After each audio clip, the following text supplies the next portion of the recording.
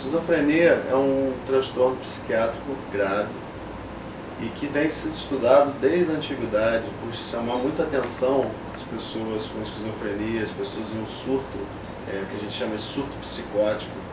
As pessoas perdem o contato com a realidade, né? Existe uma alteração grave no pensamento dessas pessoas, das pessoas acometidas com esquizofrenia, que acontece em alguns na forma de surtos e remissões, quer dizer, a pessoa tem os sintomas aparecendo, esses sintomas desaparecem ou regridem parcialmente, e é caracterizado basicamente por essa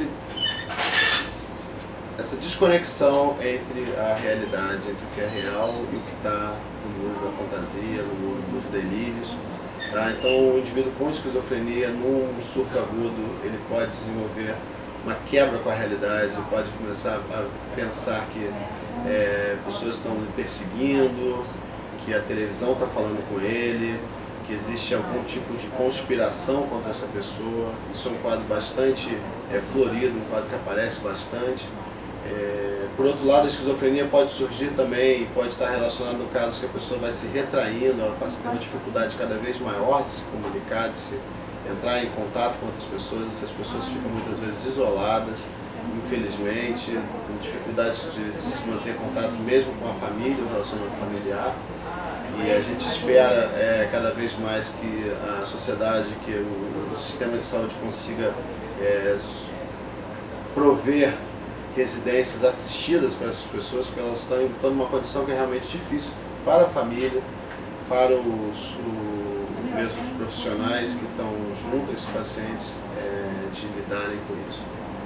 O tratamento da esquizofrenia e as causas da esquizofrenia são coisas que a gente tem mudado, a gente tem trabalhado muito no sentido de desenvolver novas possibilidades terapêuticas e também no entendimento de o que causa a esquizofrenia. Tá? A esquizofrenia ela tem um componente genético, pessoas que são parentes, pessoas que tiveram alguém na família que tinha esquizofrenia, tem uma possibilidade aumentada de vir a desenvolver esquizofrenia, mas diferente de outras doenças que têm um componente genético absoluto e definido, na esquizofrenia a gente acha que a genética ela tem um efeito, esse efeito para cada gene, para cada pedaço do DNA afetado, ele causa pouco desse efeito, então a gente acha que vários genes poderiam estar afetados na esquizofrenia, e o somatório desses pequenas alterações genéticas poderia contribuir para o desfecho, para o surgimento do transtorno em um indivíduo.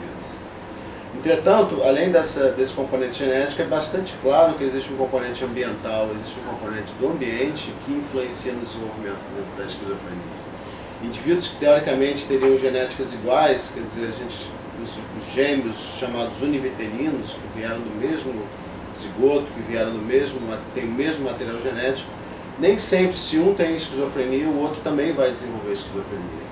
Essa concordância gira em torno de 50%, mostrando que o ambiente, a relação daquele indivíduo com o mundo, influencia também no desenvolvimento de um quadro de esquizofrenia.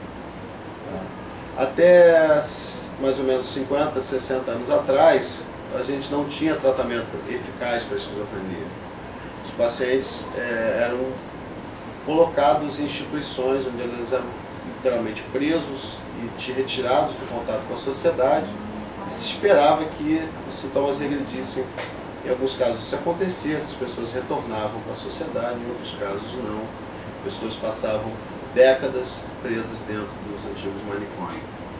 É interessante essa história, tendo visto que o que fazer com os loucos, com os insanos, é um problema para a sociedade, desde o final da Idade Média, início da Idade Moderna. Isso já começa com o surgimento das cidades, isso já começa a se tornar um problema mais importante.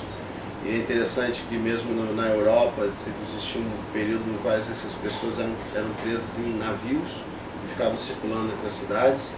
Ninguém queria que esses insanos parassem em suas cidades, eram navios que não tinham muito onde aportar. Felizmente, atualmente, a gente consegue colocar essas pessoas, retornar essas pessoas à sociedade de forma parcial, graças a terapias que surgiram a partir dos anos 50, meio que por acaso, começou a se descobrir alguns medicamentos que são bastante eficazes em tratar a esquizofrenia. Então, é cada vez mais necessário que as pessoas suspeitem de que tem alguém na família com esquizofrenia ou que suspeitem que si mesmo estão tendo algum sintoma compatível, procurem um atendimento médico, porque o médico pode beneficiá-los enormemente atualmente em relação ao que era no passado. Porém, ainda existe muita coisa a se descobrir. Essas medicações não tratam todos os sintomas da esquizofrenia, não impedem o avanço, uma piora dos sintomas que acontecem em alguns pacientes. E a gente tem estudado isso de diversas formas para tentar entender o que está acontecendo de errado no cérebro que desenvolve a esquizofrenia e desenvolver formas melhores de tratar a esquizofrenia. Então eu diria que para o entendimento da esquizofrenia, para a gente ajudar mais a população afetada, nós estaremos no meio dessa estrada em relação ao futuro melhor desses pacientes.